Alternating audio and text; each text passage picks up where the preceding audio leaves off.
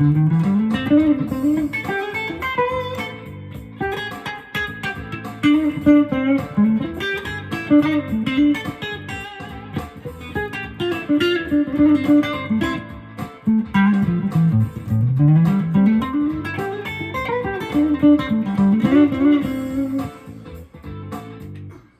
right, hey, what's going on, everybody? This is Brian, back with another short video clip today. So hey, these videos I'm making, I don't want to make them super long because I know people get bored. And what I really want to stick to is like just important concepts that might open up a world of possibilities to you musically. These are things that I've come across that I made a note of, and when I first discovered them or started using them, I realized these were going to be real game changers for me. And so today's lesson is going to be really easy. I just want to add a couple of notes to your already understood and well-oiled blues scale that you know how to play already, okay? Like most things, we're going to just do this in A here so everyone can follow along.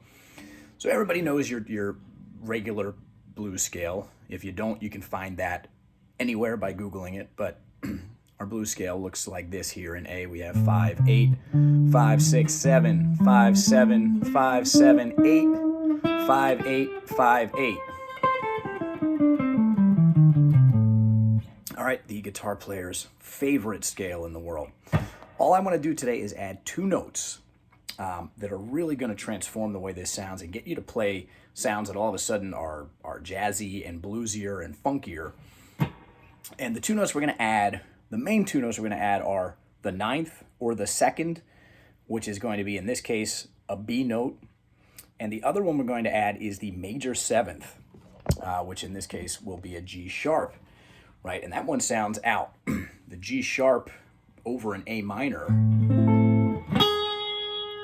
sounds bad in and of itself. But if you know a little bit about your scales and your music theory, you know that the harmonic minor scale has that note in it. So it tends to have a specific flair that does work, even if you're playing a bluesy jam or, you know, like a funky jam. So by adding that note in, that's a G sharp there. The other G sharp we're going to look at, we can play it here as well. G sharp, 9th fret, B string. And the lower octave where we can play it is right here on the 6th fret of the D string.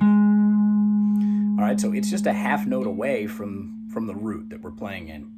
But here's the rub. We're going to keep all the other notes in the scale already. So the 9th is a B note. That's going to be right here. Okay, we could also play it here, but for the sake of keeping this scale really easy, I'm going to drop this one. I'll show you why in a second. And the other one we can play is all the way up here, 7th fret on the high E string. All right, so again, here's our blues scale. And now I'm going to add these couple of notes.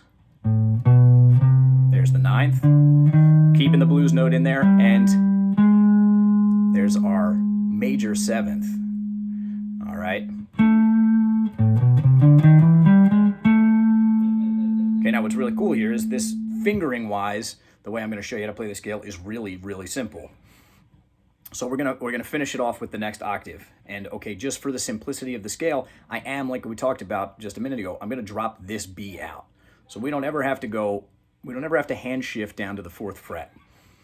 Okay, so here's how the whole scale is gonna sound.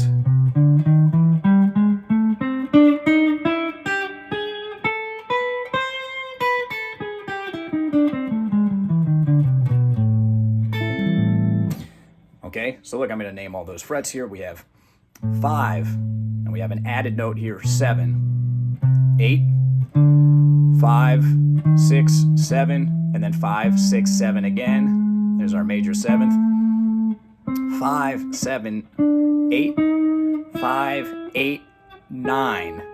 That might be the only thing that's a little challenging if you haven't played a stretch like this before. So we're playing 5, 8, 9 there on the B string, and then 5, 7, 8 on the high string. Okay, so again.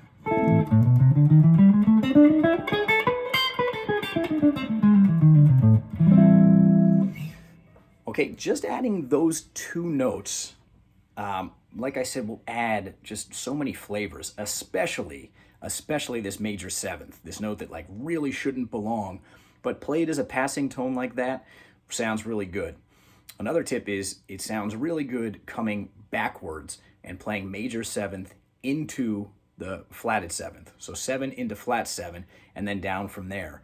You know, and you hear this kind of sound in, you know, if you know the, what is it, the 007.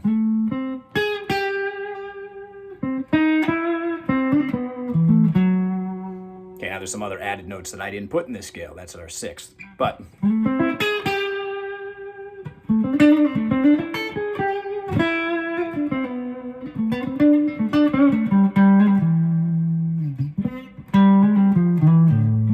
so again, we have our 7th into flatted 7th here. So I'll do that thing. Most of us get good playing this blues note right here, the one we're used to on the A string. But now, I mean, you can look at it just like this is another blues note.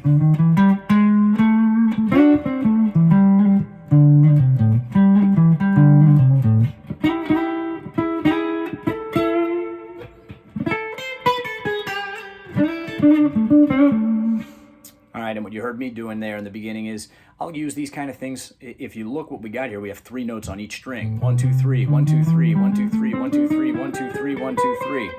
For guitar players, this is great because we kind of get to cut out a lot of the overthinking with our right hand, because now we can simply alternate pick if we want.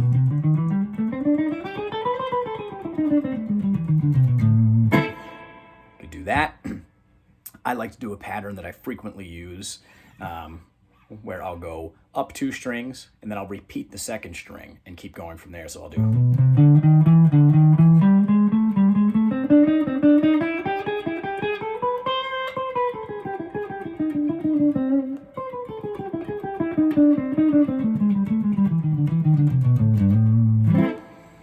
All right, so guys, play around with that. Add those 2 notes and check out all the options that you can do. If you want to extend that scale even further, like I said, we can play this 9th here on the 4th fret of the G string.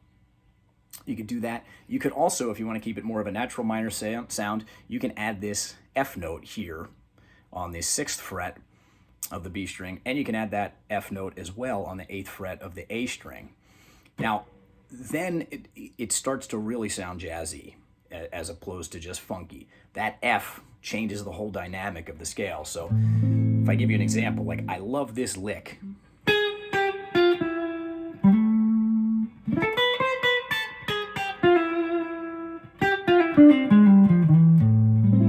Check that out.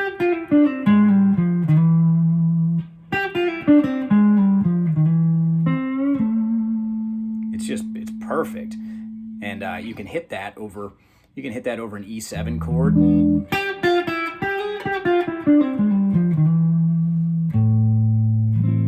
Works out great. And a lot of times, and again, sorry, I'm jumping into some deeper stuff here, but again, that note, let's take a look at that major 7th in a minor context. Well, if you know how to play Stairway to Heaven, you know that 2nd chord is what's called an A minor major 9. Okay, that chord right there, that's one of my favorite chords in the world. I'll end songs on that all the time if I'm doing like an A minor jam. Ooh, sounds like a detective solving the case. And so there's a bunch of settings harmonically where we can fit that major 7th in over a minor chord.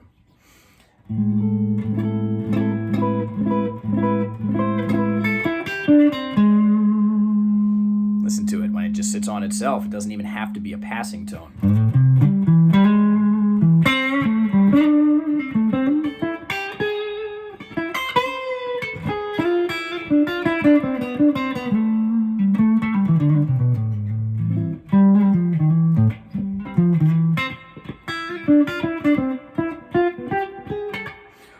Okay, so you have 2 options. You can play it the easy fingering.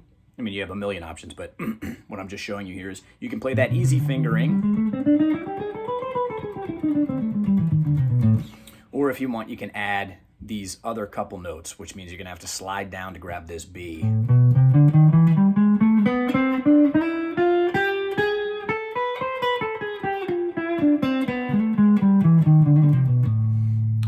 let's just put a quick little backing track on that and see how it sounds. Yeah, let's try this out.